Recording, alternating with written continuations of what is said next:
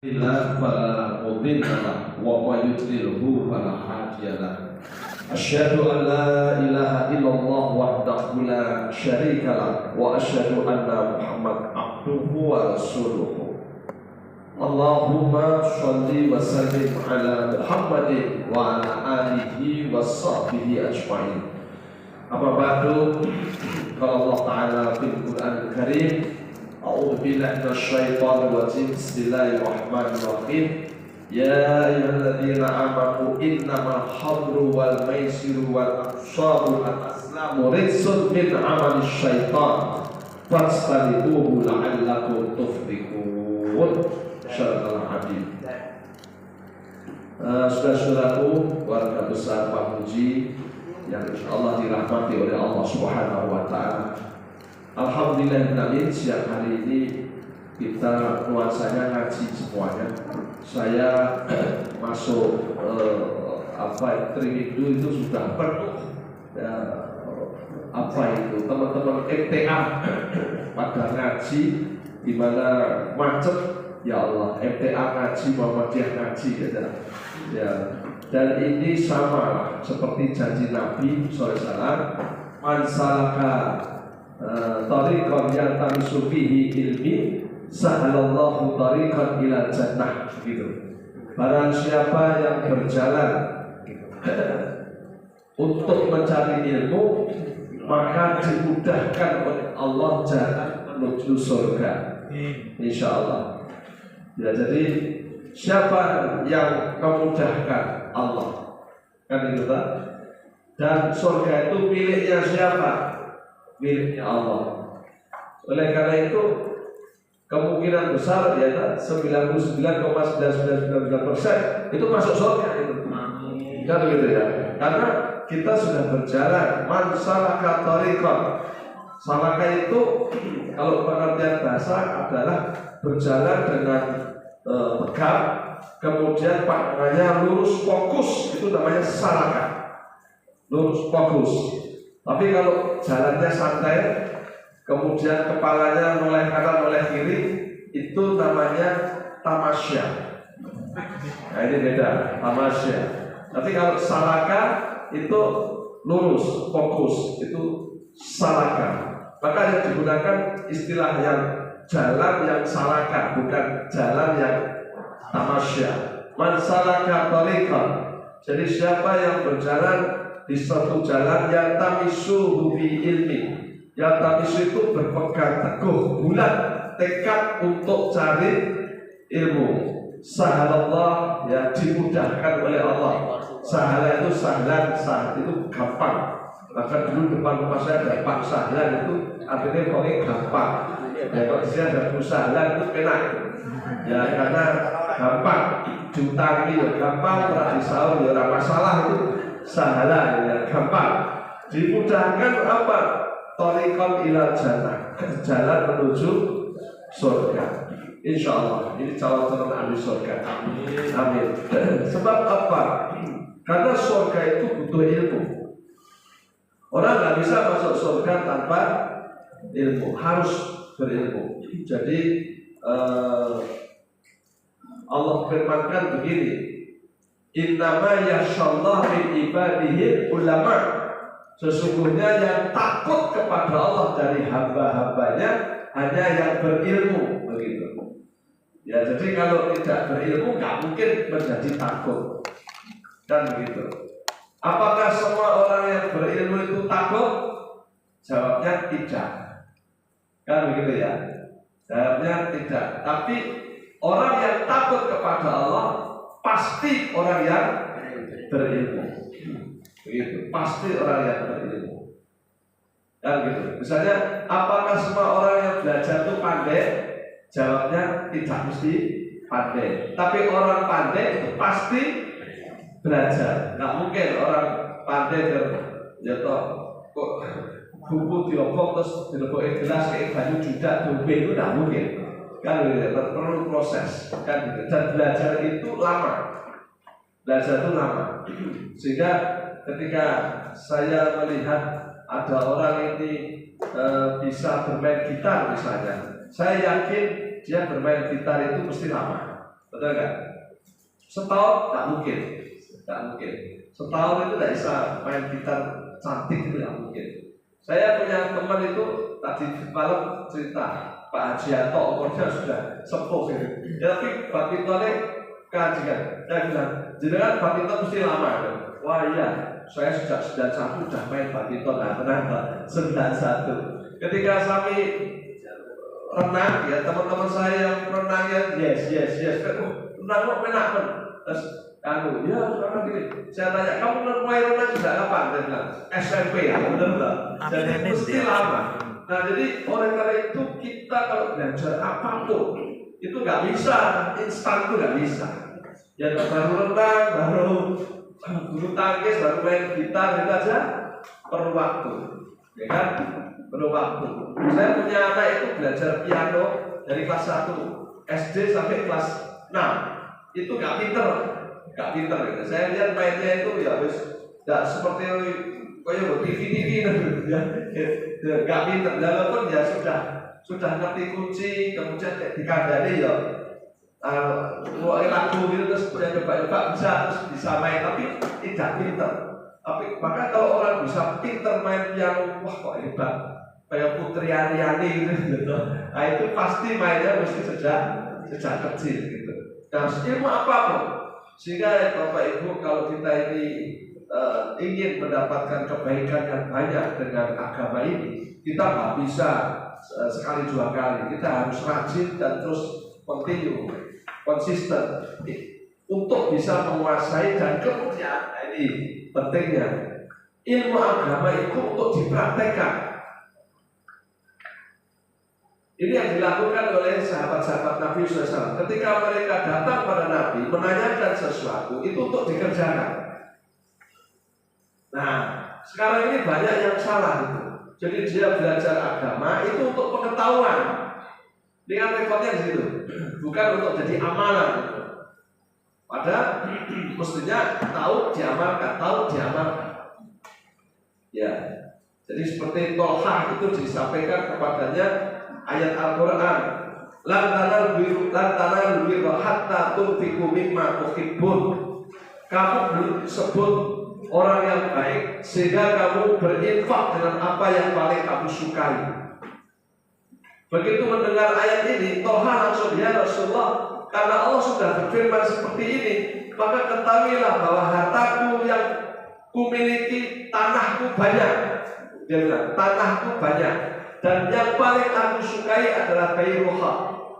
Bairuha itu tanahnya Tolha yang ada di depan Masjid Nabawi. Luas, subur, dan ada mata airnya. Bahkan ya, mata airnya jernih. Dan Rasulullah SAW pernah minum air dari mata air Bairuha ini.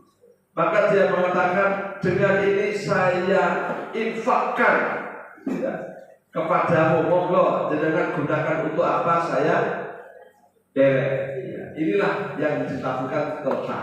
Maka Nabi mengatakan, ya Tolha, hadariba. Ya Tolha, ini menguntungkan. Betul nggak? Nah, kemudian Nabi mengatakan, kau punya saudara, paman, anak paman, ada ya Rasulullah. Yang miskin, ada ya Rasulullah. Bagikan kepada mereka. Ya.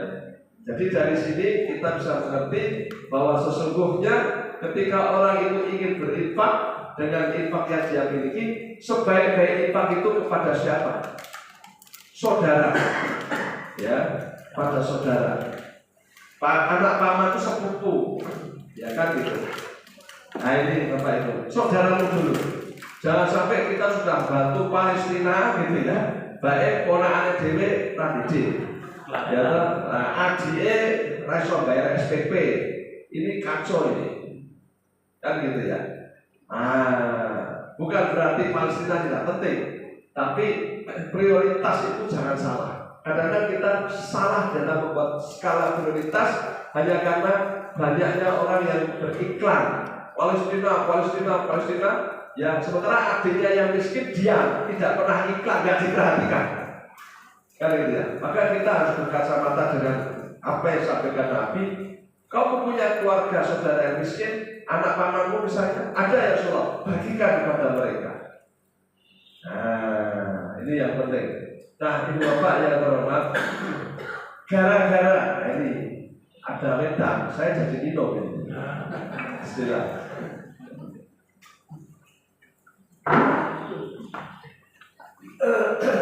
Gara-gara sahabat-sahabat yang kaya itu seperti Tolhah ini banyak sekali. Ada Abdurrahman bin Auf, ada Utsman bin Affan yang nyah-nyoh dengan hartanya. Akhirnya menjadikan beberapa orang muhajirin yang miskin itu datang kepada Nabi SAW.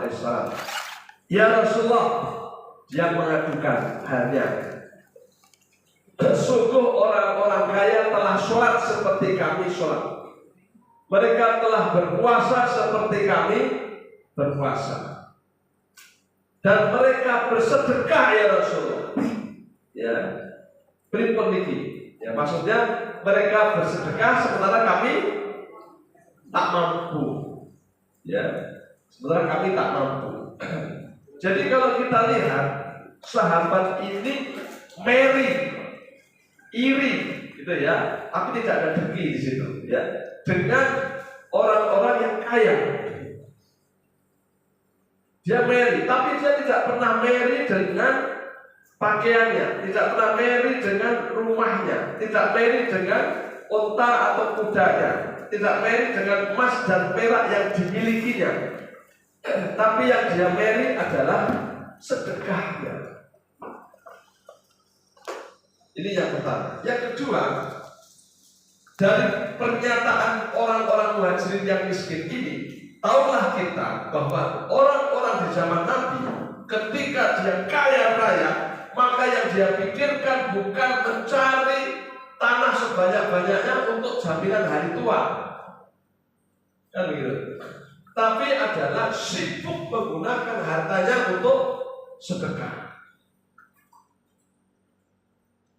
Sehingga mereka bekerja dengan sekuat-kuatnya, begitu mampu kaya, maka dia akan bersedekah dengan sebanyak-banyaknya. Inilah yang dilakukan mereka. Kalau orang sekarang ini konsepnya banyak, boleh desa akeh, beli tanah di mana-mana, betul ya? Apartemen di mana-mana, kos-kosan di mana-mana. Selalu kalau kita tanya, untuk apa kau beli sebanyak itu? Jaminan hari tua. Betul nggak? Gimana rapat lagi? Ya, sementara jaminan akhirat dia tidak peduli. Padahal wal akhiratu khairun wa abqa. Akhirat itu lebih baik dan lebih abadi. Ini kan orang salah dalam membuat skala prioritas. Begitu. Nah, ini yang konslet bukan hanya kaya, yang miskin juga konslet. Konsletnya gimana? Ketika dia miskin, ya tidak kok meri dengan sedekahnya orang kaya. Sekarang kok kaya saya sedekah ke arang-arang gitu masalahnya. Yang dia meri dengan apa? Pakaiannya. Yang dia meri dengan kendaraannya. Edan, entengnya hanya edan, kan gitu ya. Wah, tak dulu ini berlian ya, pakai tenang gitu sudah. Betul nggak? Yang dia meri dengan apa? Kekayaannya. Padahal itu tidak mensilaukan sahabat-sahabat Nabi. Yang mensilaukan itu sedekahnya. Maka kalau orang itu silau dengan materinya, bukan dengan sedekahnya, yang terjadi adalah iri dengki. Betul nggak? Dan sekarang yang diposting orang itu kebanyakan masalah itu. Dulu itu kita diajari kalau mau minum bismillah, mau makan bismillah. Bukan kok mau minum di foto, mau makan di foto. Ini ya. Kita kan malah iri dengki, betul nggak? Tak fotonya saya. Dipangan, ojo dipangan se. Lah apa? Bismillah se, kudune ngono, ora difoto se. Ya kan? Apa Anda pikir kalau itu Anda akun teman-temanmu bahagia? Tidak. Tidak. Anda membuat orang lain iri. Maaf ya, bukan membahagiakan tapi menyakiti. Ya kan? Bagi orang yang bisa beli mungkin tinggi, no problem. Tapi yang tidak bisa beli, mangan-mangan terus itu. Nah, terus akhirnya karena rasa tuku dengki, ya tak? Ini saya pas kuliah nih bang, mau dia kok liwat hari. Sok ditanya untuk sok mangan enak terus. Nah, kenapa dia bilang pekak-pekok haji? Karena dengki. Oh ya tak gitu ya. Sementara saya didengar sesok posting panganan meneh, tajikan atau apa. Akhirnya apa? Dia sudah dengki yang bersangkutan kan, nggak terpuaskan. Akhirnya suaminya, loh mas, kocok dulu makan terus. Aku bujurnya sugih kok. Raka ini mau mana keple aja lah. Akhirnya malah bujurnya balik kena insan dia. Inilah Italia. Kalau dulu nggak ada itu, ya. Coba kalau sekarang yang diposting itu sedekahnya, yang diposting infaknya, yang diposting santunannya, betul nggak? Loh, ya. Ini yang penting kita lakukan dan itu yang dilakukan sahabat-sahabat Nabi. Kekayaan itu untuk diberikan saja, terima rezeki dari Allah, kasih fakir miskin, terima kasih orang yatim, terima kasih orang yang tak mampu, terima kasih, terima kasih, terima kasih, dapatnya kasih sayang, kasih sayang. Bapak ini kalau kita bisa, nah ibu bapak, akhirnya kita lihat orang miskin ini kan ya capek. Kalau sudah, mindsetnya materi. Jadi orang aku udah jadi orang nanti kesel ya. Ada kalimat setelah itu pernah dengar nggak? Ada. Capek jadi orang miskin. Ya, padahal dari orang sugih tidak ada ya. Capek. Ya kan? Dulu saya punya teman haji itu kira kasar ini ngandake ya. Ya. Itu seger soalnya pegawainya berlima warna gitu. Kemarin undang saya, wah badannya kurus gitu bro. Kok saya kurus kan? Wah, kok banget. Karyawanku 146. Ya Allah, baik karyawannya akeh malah guru baik masyaallah. Kalau ganti karyawan itu tak ceramah dhewe terus bae kan beda. Jadi rupa-rupanya ternyata kaya itu juga pusing. Kenapa? 146 karyawan itu kan harus gajian semua. Betul enggak? Ini kan dia harus cari order terus dan ordernya nggak boleh macet, nggak boleh ada tagihan yang nggak lancar dan sebagainya, bahan baku yang habis misalnya gitu ya. Dan order ini nanti belum habis, 2 minggu lagi sudah selesai, dia harus mikir lagi udah gawean bocah-bocah kan gitu tak? Wah ini ternyata ya istilah Jawa sinama. Apapun hatta itu dokter. Kita era di karyawan JW itu ya, dia muntik tuh, maka saat berhenti subuh boleh jam 9 bengi. Terus itu, saya tanya sama sopirnya, Bos Putih, pasti aku pak, rumah sakitnya tidak pak. Terus jam sekian, coba. Sing nikmati bojone kalau anak-anaknya dia muntik terus. Meniti mati ya, coba. Jadi muridnya kan boleh. Ya, saya punya tetangga itu dokter Erik itu objek kan. Dok, saya dekat saya. Jenengan itu hati-hati jadi dokter. Terus sampai satu rumah sakit wes cukup kok. Ya, paling biasa saya mati dengan mungkin lah. Dan ambil 2-3 rumah sakit, tidak menikmati hidup. Terus saya iso memang puji ngaji awan-awan iso. Ya enggak? Hidup ini kan perlu dinikmati juga, betul enggak?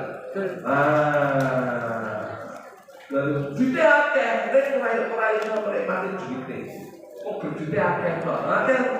Tak nikmati boko. Nah, lebih baik nikmat yang paling nikmat itu apa? Ya kan Nabi bilang ganja mungkin sing tok pangan umbi entek, sing tok rusak, sing tok sedekah. Oke, itu kan bodoh. Ya kan? Nah kaum muslimin rahimahullah. Ketika cara pandang orang Islam itu seperti sahabat, baik-baik saja. Tapi ketika tidak, yang kaya tidak sibuk sedekah tapi sibuk pamer dengan uangnya, apa nek wis jago, ya toh? Apa nek jago, apa nek badok teko bawa apa gitu. Wah. Ya toh. Apa dikira ponakane budine gurih seneng? Tidak. Tidak. Kirinya luar biasa. Dan saya itu apa nih? Dan ini berarti yang ngeluh sirai, gara-gara delok apa? Ya toh, apa nih mulai ranyangoni, wah kata tenan masya Allah. Apa nih 1.000 orang dan orang gitu lah. Ini kan akan gitu. Ya, satu sisi apa untungnya pulang membawa kemewahan, sementara yang miskin tidak kok iri dengan amal, tapi iri dengan materi, maka stres. Nah, terus apa? Muncul keinginan jalan pintas. Bagaimana saya bisa punya apa? Kan gitu ya, cepat. Orang yang buangnya, orang yang suwe. Apa? Yang paling mungkin ya berjudi. Betul nggak? Ya itu. Sehingga kejahatan luar biasa. Ya kan? Saya tadi ketemu sama pengusaha persewaan mobil Pak Naim itu, bolonya Ustadz Muryadi. Itu istrinya pengusaha persewaan mobil. Wah, dinamikanya luar biasa. Mobil dicolong terus bola-balik. Coba, terus saya bilang itu di Pati itu biar kok saya di mobil diantemi. Ya gitu Pak Ami. Nek mobil saya dicolong orang, tak parani, tak jaluk. Angel, saya bicara iso. Ora iso diatasi, saya bilang itu mobilmu tak jiko. Saya tak colong gede.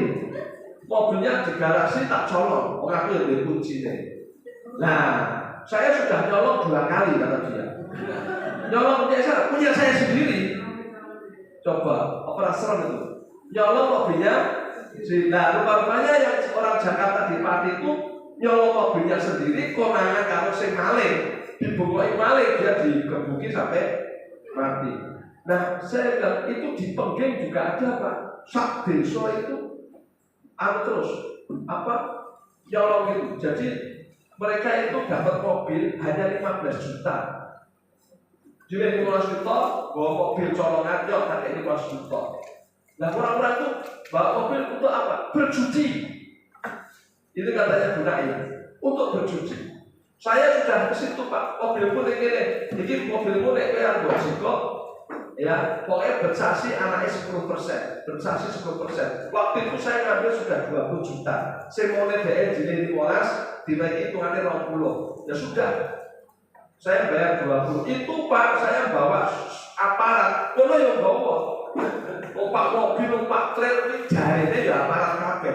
Jadi depan aparat orang aparat. Apa dasar? Apa alasannya? Berjudi. Wah, terus saya jadi ingat 2 minggu yang lalu teman saya bulu tangkis itu motor enteng hilang. 3 hari ketemu di Bawel. Ketika ketemu itu yang nolong itu apa? Gua butuh motor. Lah kok butuh motor nyambut gawe, gua pun nyambut gawe. Lah motormu apa ora iso nyicil pun ning entek go judi. Nah, bos nyambut gawe rene akhirnya dia nyolong karena bos sikil ke pabrik katanya. Coba, jadi rupa-rupanya perjudian ini betul-betul mengerikan. Nah, apalagi sekarang kita baru kondang Indonesia ternyata negara termasuk yang terbesar dalam judi online. Ya kan itu ya. Dan mayoritas itu orang-orang miskin. Nah, selama ini kan mindset kita orang judi itu orang kaya kan. Ternyata yang kena online kan rata-rata anak-anak, anak muda. Karena mereka terbuai dengan mimpi kaya raya, kan begitu ya. Inilah. Walaupun juga ada korbannya orang judi itu anggota DPR RI, kan gitu ya. Karena orang DPR, ternyata PPATK itu bisa melihat ya. Orang Jakarta Selatan sekian, orang sekian, orang Solo sekian, bagian Bintang Piro, bagian Banyuwangi Piro itu tahu, ya. Uang yang beredar, artinya dia tahu kenapa itu nggak dihentikan judi online itu. Kan begitu. Nah, ibu bapak, nek corone nalar ya, nek wontar nalar ya. Orang judi itu nek main kartu lompatan, itu kan perbandingannya menang 1-3, kan gitu tak? Jelas kalah harus kalah, betul kan? Kemudian ketika kita judi dengan petik babi, kelompok, ya orang dan sebagainya, itu 1-12, kemungkinan menangnya lebih kecil lagi. Padahal janji yang diberikan 10 kali lipat, sementara perbandingannya 1-12, lakonnya lagi itu, ya enggak? Itu pulau Maspur itu sudah rame-rame karena dia belandar itu, ya tak? Nah sekarang digawa itu, tapi alhamdulillah kita tobat dari masjid itu ya. Nah kemudian itu judi yang seperti itu. Bagaimana dengan judi online? Lebih konyol lagi. Karena apa? Judi online itu bukan 1-12. Sakarepe sing duwe bandar online, wong itu bisa diatur oleh dia. Kan gitu ya. Jelas tidak mungkin menang online itu. Nah kita lihat, ya, kenapa orang tetap berjudi? Penasaran. Ya, penasaran. Itulah Gomai Rama. Ya kan gitu. Jadi hampir semua penjudi itu pasti merasakan kemenangan di awal.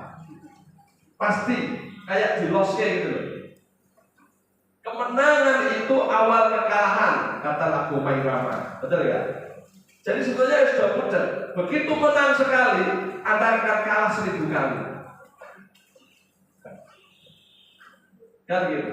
Nah, kekalahan 1000 kali ini membuat penasaran, kemenangan sekali itu membuat ketagihan, sehingga nggak akan berhenti.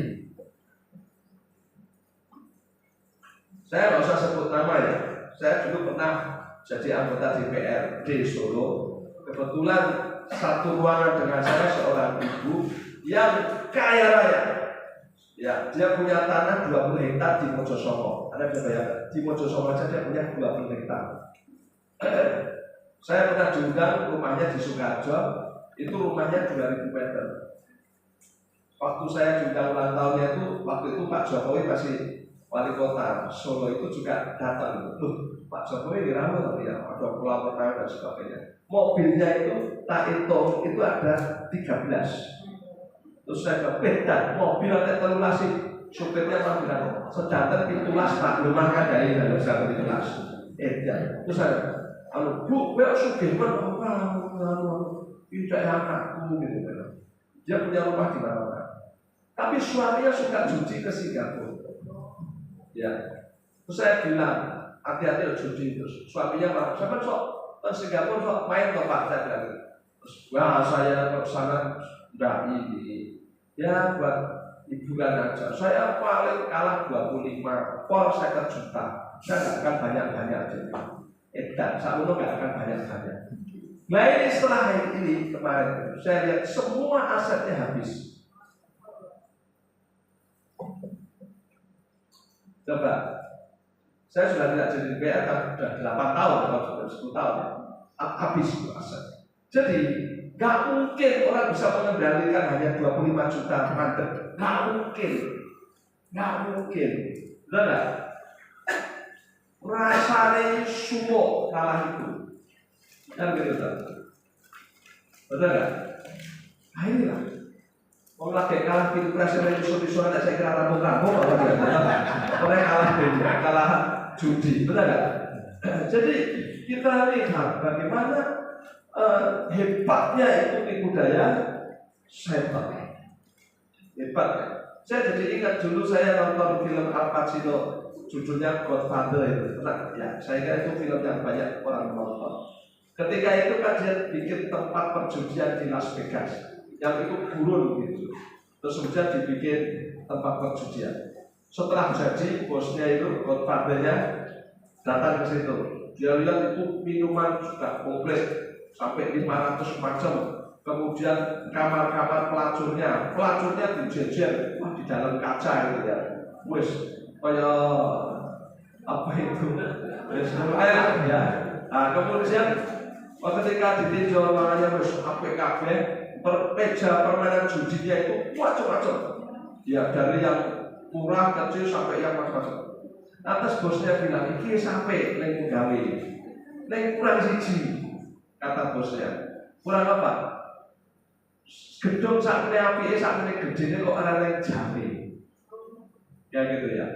Apa kata anak buahnya tadi? Bos, ya jangankan jam, saya ingat terus. Jangankan jam, kalau perlu mereka masuk ke sini, hari pun mereka lupa. Ini ya, ini luar biasa. Jangankan jam, kalau perlu mereka masuk ke sini, hari pun lupa. Dan hari ini Bapak Ibu, saya punya teman di SMP Muhammadiyah satu, ya, tempoh hari dia jalan-jalan di Las Vegas. Itu kalau mau masuk Las Vegas kurang jauh itu kan ada kayak gapura atau foto-fotoan itu. Apa tulisannya? Tulisannya gapura itu. Di sini kan selamat datang Suharto Makmur, selamat datang Solo Berseri, kan itu lah. Itu welcome Sinton. Selamat datang di kota dosa. Oh piye? Piye? Apa asal itu Pak? Ya, Allah, ya Allah. Jadi, dan inilah yang kita lihat. Ya, sebetulnya ini sudah diingatkan Allah. Tadi sudah dibacakan surah Al-Maidah ayat 90. Ya, ya ayyuhalladzina amanu, wahai orang yang beriman, innamal khamru, sesungguhnya khamr, wal maisir, ya, berjudi, maisir, wal ansab, yaitu berkorban untuk berhala. Zaman dulu dia bikin kayak pohon-pohon itu ya, yang dijadikan ditebang rantingnya, dahannya, itu jadikan tempat untuk menyembelih binatang, dipersembahkan kepada Tuhan yang mereka sembah. Itu disebut ansab. Jadi itu ya sintine boleh kewan Gusti Allah gitu ya, iro kidul apa sama besar, namanya ansab. Wal azlam, ya, kemudian mengundi nasib. Nasib itu dengan anak panah. Itu caranya tidak ada bulunya dan nggak ada ujungnya. Yang licin itu nggak ada.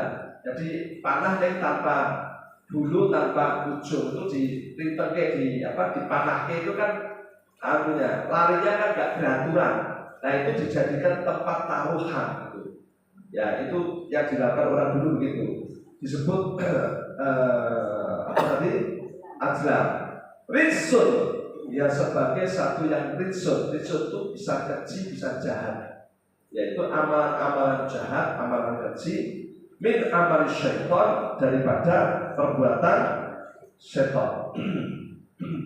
Kemudian di situ disebut fastalibuhu, ini fi'il amr, supaya kita menjauhinya. Fastalibuhu, la'allakum tuflihun. Ini adalah iming-iming, ya, supaya kita tertarik. Jauhilah, maka kamu akan beruntung. Kan begitu. Innama yuridu syaitan ayyuqi'a bainakumul adawah wal baghdha fil khamr wal maisir wa yasuddakum an dzikrillah wa anis shalah wa antum muntahun. Disebutkan di ayat yang 92, sesungguhnya setan itu bermaksud hendak menimbulkan permusuhan dan kebencian di antara kalian lantaran minum, khamr dan berjudi. Ini yang titik tekannya, bukan kemiskinan saja, tapi yang di-stressing ditekannya sini permusuhan, kan gitu ya, dan kebencian karena khamr dan judi, dan menghalangi kalian dari mengingat Allah dan sholat. Nah, ini yang paling pokok. Maka berjudi tadi, jangankan kok jam, perlu hari pun lupa. Kalau hari aja lupa, apalagi Tuhan itu kena hari. Ya, apalagi sholat, sholat yang jam, kena nggak lakukan itu. Ya. Maka berhentilah kalian mengerjakan pekerjaan itu, ya. Kemudian dan taatilah oleh kalian Rasulnya, ya, Allah, dan taatilah kepada Rasulnya dan berhati-hatilah. Ya. Jadi kaum muslimin Allah, maka Disampaikan jika kalian berpaling, maka ketahuilah bahwa sesungguhnya kewajiban Rasul kami hanyalah menyampaikan amanah Allah dengan terang. Jadi sungguh ya sifatnya hanya memberitahu. Fadzakir innama anta mudzakir. Ya. Jadi kalau kita lihat di sini, ternyata yang diseru itu adalah ya ayyuhalladzina amanu.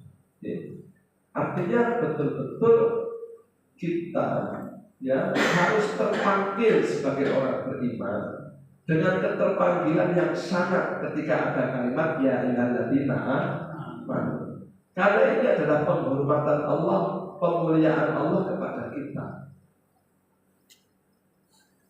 Dan dinasihatkan kepada kita untuk tidak minum khamr, tidak berjudi, untuk tidak menyembelih binatang untuk kesyirikan, ya, dan tidak mengundi nasib. Artinya apa? 4 perbuatan ini sama derajatnya, ya, keburukannya sama. Kemudian semua itu disebut sebagai perbuatan setan. Fastanibu la'allakum tuflihun. Maka kalau kalian tahu itu perbuatan setan, jauhilah. Kalau kamu ingin beruntung. Semua yang mengikuti setan itu celaka. Di dunia ya celaka, di akhirat ya celaka. Bukan kemakmuran, bukan kesejahteraan, bukan kebahagiaan, tapi kemiskinan, penderitaan.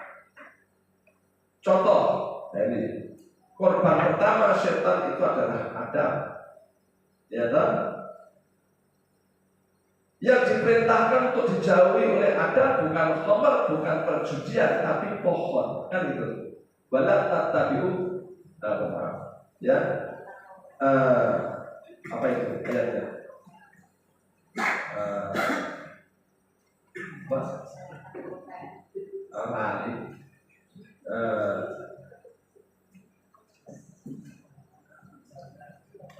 Ya ya sudah kali ini ya. Jadi hati sajalah itu ya. Jangan kau dekati pohon ini. Lantas ketika itu datang iblis, ya Adam, hal adulluka ala syajaratil khuldi wal mulki la yaflah. Hei Adam, maukah aku tunjukkan pohon yang membawa kamu kepada keabadian dan kekuasaan yang selamanya? Kan begitu. Bagaimana itu tidak menarik? Sudah hidup abadi, berkuasa lagi, dan selamanya. Kan gitu ya, selamanya. Sehingga Adam dan Hawa menjadi kepincut karena memang selalu ditawarkan keindahan. Ketika dia melakukan apa yang ditawarkan syaitan, wa nadahuma rabbuhuma, diserulah keduanya, baik Adam maupun Hawa, oleh Tuhannya, alam anhakuma antilkuma syajarah, bukankah aku sudah melarang kalian untuk tidak mendekat kepada pohon itu?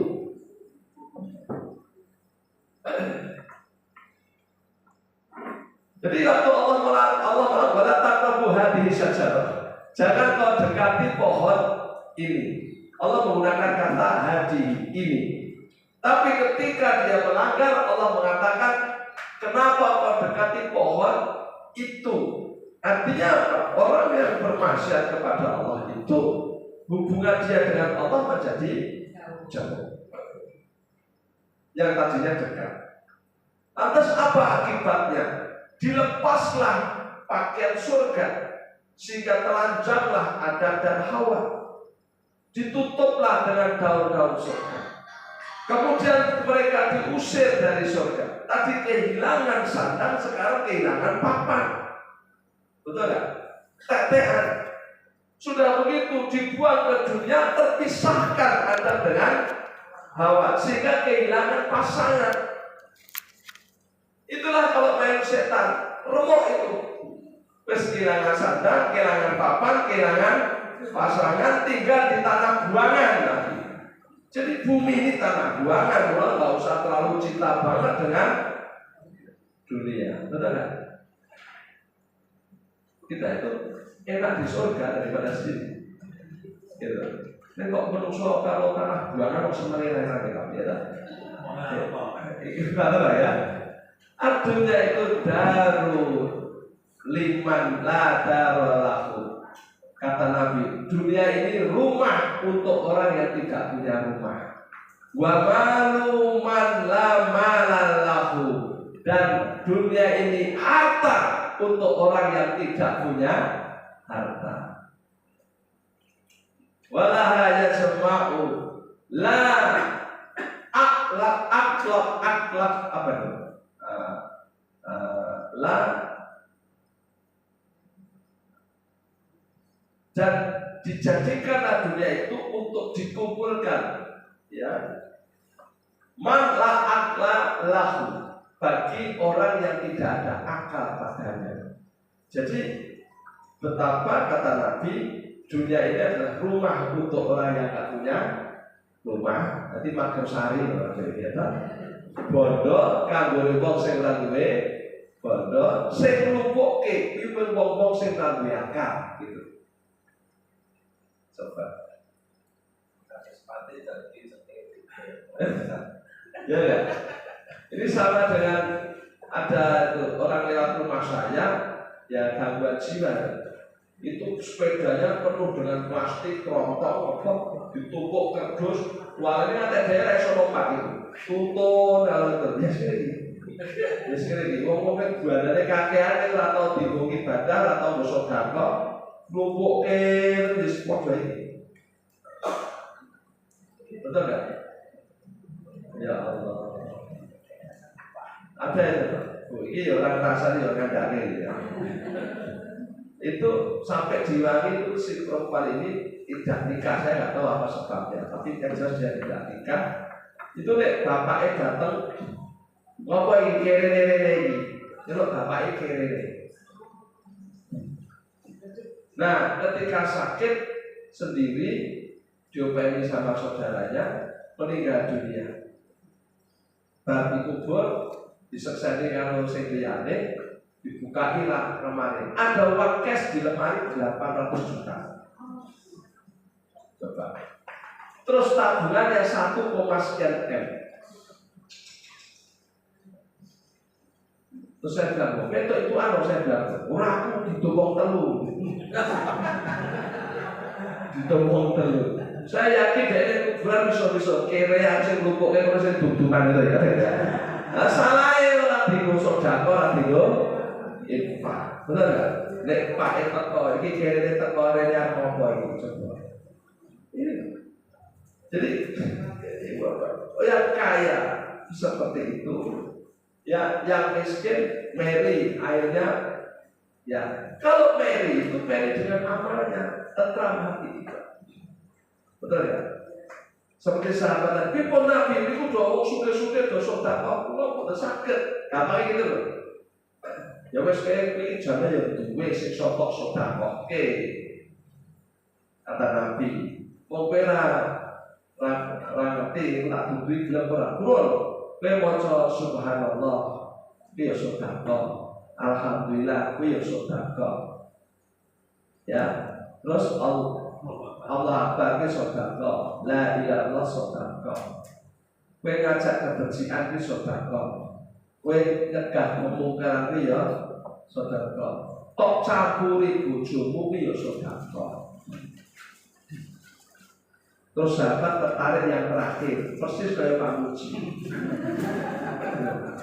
Dia bilang, ya Rasulullah, itu kok sedekah gimana? Kan itu menyalurkan syahwat, kok disebut sedekah? Itu yang dia tanyakan dari yang terakhir. Kemudian kata Nabi, nek mitok keke sing haram kowe dosa ora? Dosa. Nah, nek sing haram dosa, sing halal sedekah. Nah, ini sing repotnya saya duduk-duduk ini. Iya, ya teko ini. Ora teko ora nek. Tapi dia itu bahas sedekah ya boleh rapi tak itu. Nah saya ini kasih tahu. ibu-ibu ini khususnya. Kalau orang itu berzina, ya itu dosa kecil atau dosa besar? Besar. Kalau dia itu berzina haram itu dosa. Kalau dia yang halal itu sedekah, berarti sedekahnya sedekah kecil-kecilan atau sedekah besar ya? Besar dong. Nanti jika boleh RRI ini, oh, pilih lagi raja pada mati lunas, ya enggak? Saking besarnya, kan gitu toh? Harus dirajam sampai meninggal, itu baru lunas. Berarti di bojone, berarti kan gede banget itu. Wongkat sebanding. Mula itu sregep kok. Sedekah karo bojomu dhewe. Iki lho ibu sing ngangkat, sing lanang maju. Kok wedok kerja kan sing apa? Gedek tok, nek sing lanang nyedak mamang kurang. Aku wis kesel langsung dino sampe kebiangan lho. Padahal kerjane sedekah gede-gede itu. Uangnya teka. Yo eta bayar. Ya enggak. Lah ya kalau sing haram kerjane dirajam ora ketek mati wong kampung dosane. Bagaimana kalau itu yang halal? Betapa besarnya. Pulang itu ibu-ibu nek kotor bojone pas sudah kosek dulu. Ya, ini penting saya tekankan karena satu itu juga sedekah, yang kedua itu juga menjaga keharmonisan, yang ketiga juga untuk baik untuk kesehatan, kan begitu ya. Nah, jadi pikirannya orang-orang sahabat itu sing sugih pikirannya pengen sedekah, sing larat ya pengen sedekah. Dan saya ini kebalik karena pikirannya materi akhirnya judi. Dan yang diikuti langkah setan. Ya kan? Coba nanti kita baca bicara setan ini ya. Al-Baqarah 208. 209. Ya ayyuhalladzina amanu dkhulu fis-silmi kaffah wa la tattabi'u khutuwatis syaitan. Fa in zalantum ya min ba'di ma ja'akumul bayyinatu fa'lamu annallaha azizun hakim. Wahai orang yang beriman, masuklah kamu ke dalam Islam secara menyeluruh. Jangan kau ikuti langkah-langkah setan, termasuk perjudian itu. Ya gitu ya. Wa in zalantum min ba'di ma ja'akumul bayyinat. Namun kamu kalau masih juga tergelincir oleh setan setelah datang kepadamu keterangan yang jelas, fa innallaha azizun hakim. Ketahuilah Allah itu maha perkasa lagi maha bijaksana. Artinya apa? Allah itu perkasa. Nek menungso perkasa kayak Fir'aun, kayak Israel, Amerika, biasanya dipakai untuk kesewenang-wenangan. Betul nggak? Tapi Allah itu aziz, itu untuk hakim, untuk bijaksana.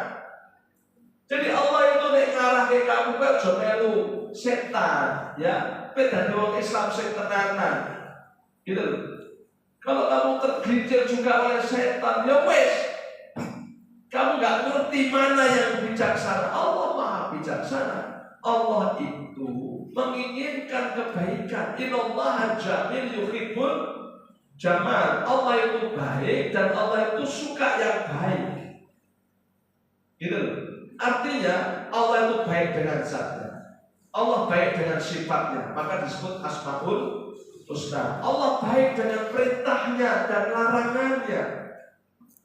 Gitu loh. Jadi kalau Allah itu memerintah, itu ya untuk baikmu. Kalau Allah melarang, ya itu untuk baikmu. Gitu loh.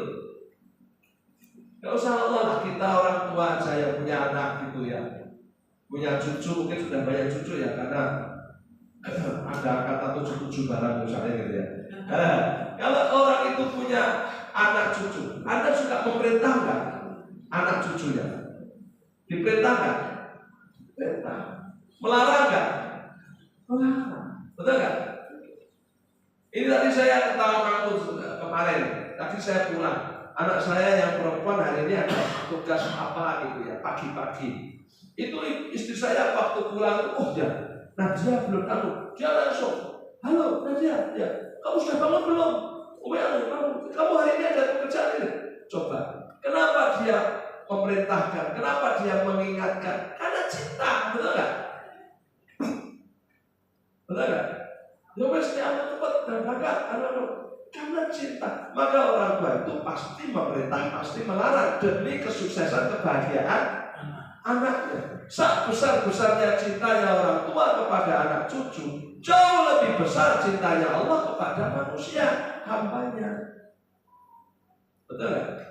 Maka kalau Allah itu suruh ayo kau sholat, kau zikir kepadaku, jangan lupa, jangan ikuti syaitan, jangan berjudi, jangan minum khamr, itu dalam rangka I love you full. Begitu loh. Next dia I love you full ya, kok tenang, gitu ya. Malah mengikuti hawa nafsu, padahal mengikuti hawa nafsu tak kamu kayak ada gitu. Kehilangan kabeh gitu, tak nggak ada orang akan menjadi bahagia. Yang ada kamu menderita. Maka yang terjadi adalah permusuhan, adalah kedengkian disebabkan minuman dan perjudian. Inilah makanya ibu bapak, maka kejahatan itu muncul luar biasa. Ternyata efek domino daripada minuman, efek domino daripada perjudian. Apalagi sekarang sudah dunia canggih, mainnya bukan kartu lagi, tapi pakai smartphone gitu ya. Dan kemudian kita memanfaatkan teknologi, maka teknologi ini bisa untuk kemaslahatan, bisa untuk kemudaratan. Oleh karena itulah maka bagi kita yang minimal ku anfusakum wa ahlikum, betul kan? Yes, awake dhewe membentengilah ya diri kita dan keluarga kita ya dari siksa api neraka. Karena itu nakir, Pak. Dan saya lihat ya, semua perbuatan itu nakir. Ya, ketagihan. Jadi yang namanya judi itu ya ketagihan. Minuman itu ya ketagihan. Hatta berzina itu ya ketagihan. Betul nggak? Semuanya. Maka saya pernah Pak duduk sama tetangga saya itu seorang polisi tapi udah pensiun. Tak tanyain, Pak ya, aku tak ngangsu kawro. Jangan polisi pensiun di sini cerita belak-belakan mesti masalah dalam dunia profesiku. Apa saya kok tekok ini itu. Aku gugoli enek kancaku iki kan motore hilang. Ya toh. Padahal CCTV-ne renek. Lah kok tolong dino iso kecekel lho. Sing malinge aku dino. Carane goleki piye? Polisi iki lho. SOP-ne piye? Carane kok iso kae kecekel kene bawel terus ditara pinter men piye carane. Terus dia bilang, "Ini lho Pak Hami." Ya. Sing jenenge wong melakukan kejahatan, ini mesti ketagihan dan diulang-ulang. Jadi nek wong nyolong motor, pilih kecekel. Ora mungkin sok nek nyolong pitik iki ora mungkin. Apa bobol ATM ora mungkin. Lah ya mesti motor meneh. Gitu loh. Dan kita punya data itu. Kemudian narkoba.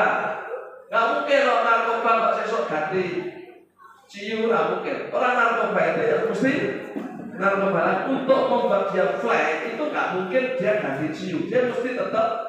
Maka semua orang narkoba kalau sudah keluar tetap kita awasi karena kemungkinan dia mengulang itu besar sekali.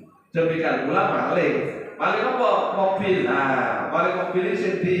Orang mungkin buat maling mobil ganti maling motor itu ya orang mungkin. Oh gitu ya, saya maling manuk itu mau nak manuk tuh saya coba beda. Biasanya berulang. Oh gitu ya.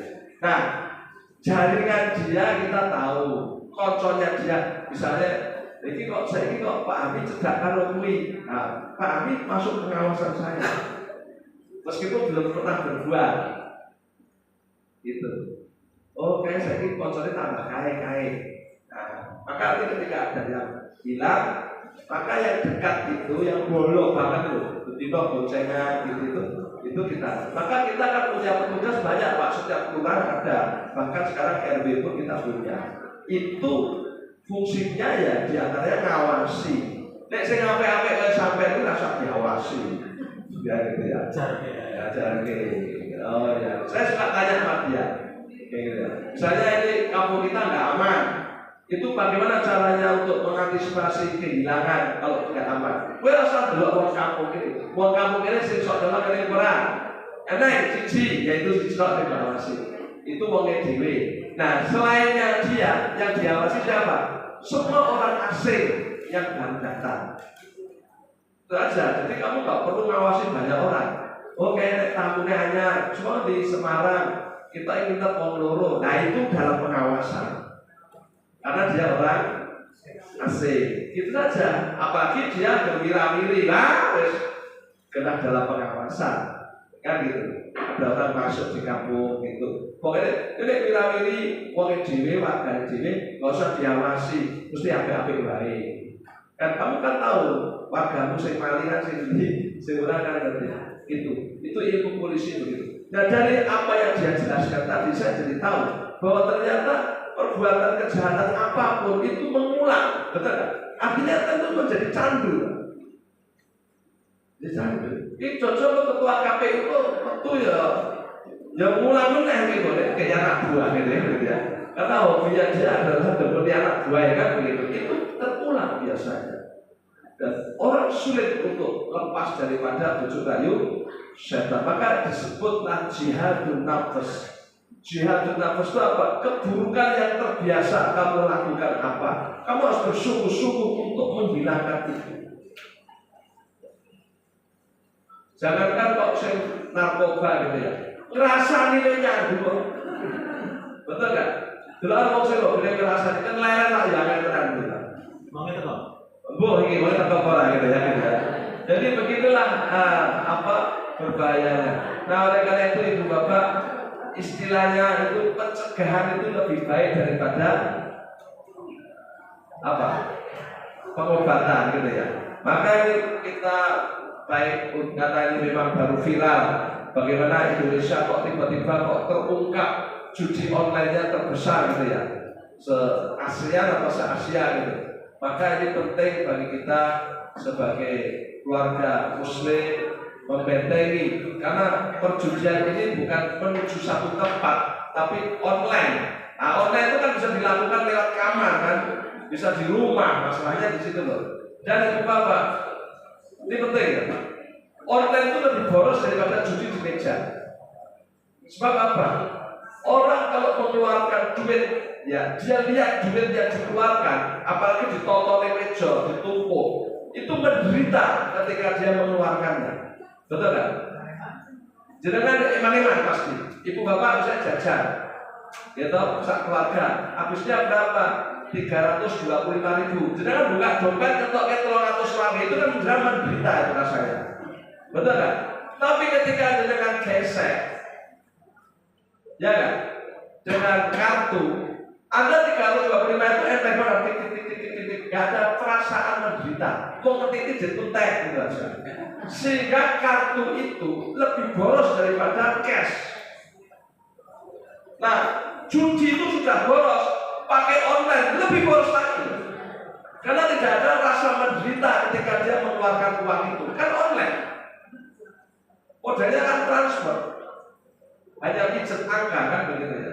Nah inilah bahayanya, sehingga omset judi online luar biasa. Karena memang orang yang melakukan itu ketika dia berjudi itu rakroso. Ya, karena dia tidak melihat uang yang dia keluarkan, hanya pijet-pijet angka. Disitulah hebatnya, dahsyatnya efek daripada perjudian yang online, lebih berbahaya, lebih memiskinkan daripada judi yang di atas meja. Nah oleh karena itu Bapak, ini mengerikan. Jadi modusnya online, ya, penanggulangannya juga lebih sulit karena itu sudah dilakukan di rumah, dan keborosannya berlipat-lipat ganda daripada judi yang langsung dengan uang di atas meja.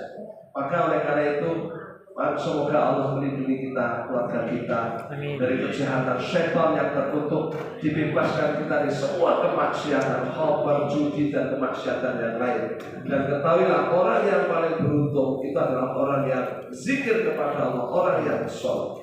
Kalaupun kita ingin kaya, kerja real.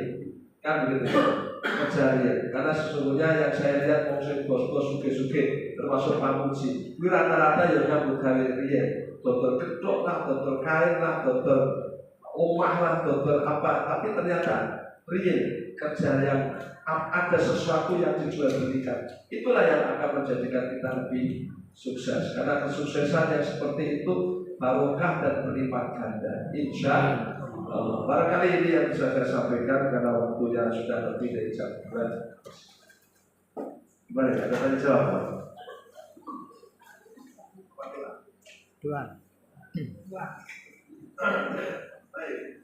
Kalau begitu kita langsung berdoa aja. Bismillahirrahmanirrahim. Alhamdulillahirabbil alamin. Hamdan yuwafi nikmah wa yuwafi masidah. Allahumma sholli wa sallim ala Muhammad wa ala alihi wa sahbihi ajma'in. Allahumma ighfir lana wa li ikhwanina alladziina sabaquna bil iman wa la taj'al fi qulubina ghillan lil ladziina amanu rabbana innaka ra'ufur rahim. Allahumma inna nas'aluka al-huda wat tuqa wal afafa wal ghina.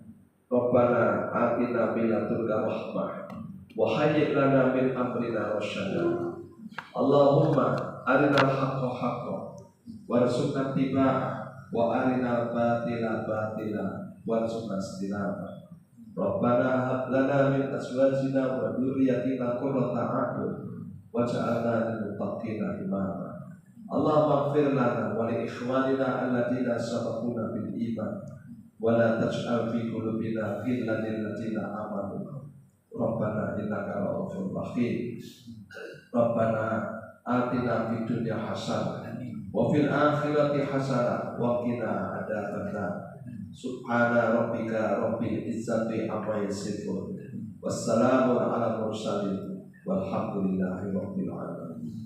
Wabillahi taufiq wal hidayah. Assalamualaikum warahmatullahi wabarakatuh.